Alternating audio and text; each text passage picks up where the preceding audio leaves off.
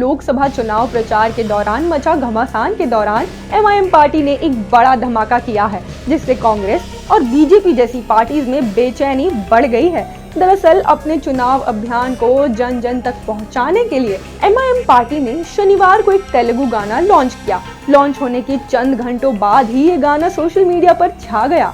इस गाने को अब तक लाखों लोगों ने देखा और शेयर भी किया। तेलुगु भाषी और गैर मुस्लिम लोगों के अलावा आम जनता भी इसे खूब पसंद कर रही है, जिससे कांग्रेस और बीजेपी की मुश्किलें बढ़ी हुई हैं।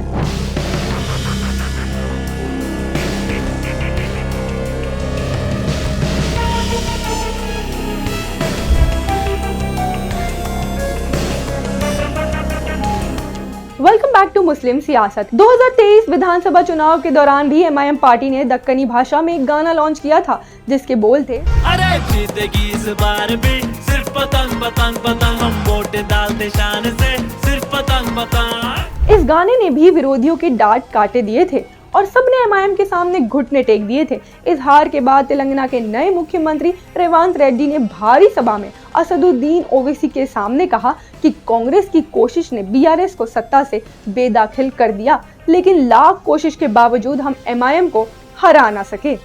एमआईएम हमेशा से हैदराबाद में तेलुगु भाषी और गैर मुस्लिम लोगों को तवज्जो देती रही है और उन्हीं के मांग पर एमआईएम ने इस गाने को लॉन्च किया है। तेलुगु भाषी और गैर मुस्लिम लोगों में ये गाना खूब सुना जा रहा है। इस गाने के बोल कुछ इस तरह से हैं।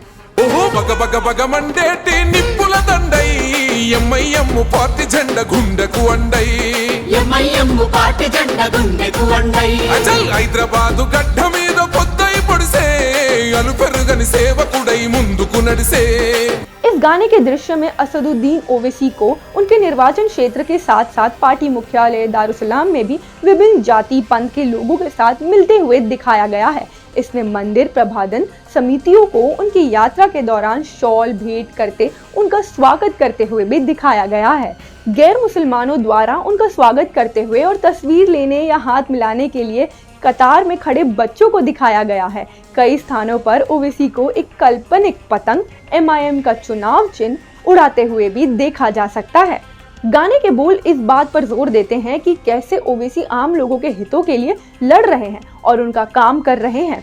चाहे उनकी जाति या धर्म कुछ भी हो, वो सबके लिए एक समान काम करते हैं। और यही वजह है कि हैदराबाद लोकसभा निर्वाचन क्षेत्र में रहने वाले हर जाति धर्म के लोग ओवैसी को पसंद करते हैं और पिछले 4 बार से उन्हें जिताकर लोकसभा भेज रहे हैं। ओवैसी की हर बार की जीत उनकी पहली जीत से बड़ी होती है। वोट का प्रतिशत भी उनका हर बार बढ़ता ही जा रहा है, क्योंकि प्रथम वोटर और युवाओं में ओवैसी को लेकर गजब की दीवानगी देखी जा रही है। हालात तो अब ये है कि हैदराबाद लोकसभा निर्वाचन क्षेत्र में रहने वाले युवा अब गर्व से कहते हैं कि हम बैरिस्टर असदुद्दीन ओवैसी के निर्वाचन क्षेत्र से हैं।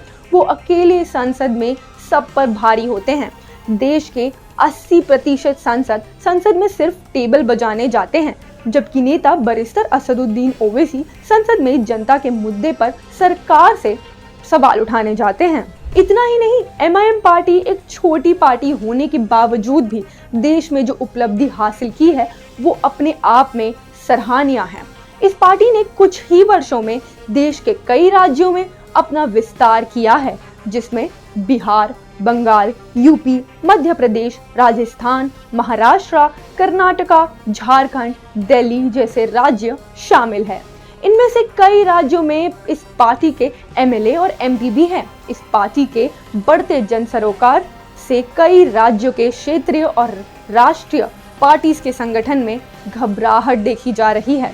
कल तक जो पार्टीज जात पात भेदभाव हिंदू मुस्लिम करके चुनाव जीतती थी, आज एमआईएम पार्टी के विस्तार से उनकी हलक सूखी है और इसी डर का नतीजा है कि वो एमआईएम पार्टी पर बीजेपी की बी टीम और सी टीम का इल्जाम लगाते हैं। लेकिन जनता अब समझने लगी है कि बीजेपी का बी टीम और सी टीम कौन है, इसलिए दिन प्रतिदिन एमआईएम एक नया इतिहास लिख रही है। आपकी क्या राय है इस पर कमेंट में ज़रूर बताना और देखते रहना मुस्लिम सियासत। और अगर अब तक आपने हमारा चैनल सब्सक्राइब नहीं किया है तो प्लीज़ सब्सक्राइब बटन दबा दीजिए और बेल आइकॉन भी दबा दीजिए, ताकि हम जो भी न्यूज़ और अपडेट डालें आप तक पहले पहुँचे।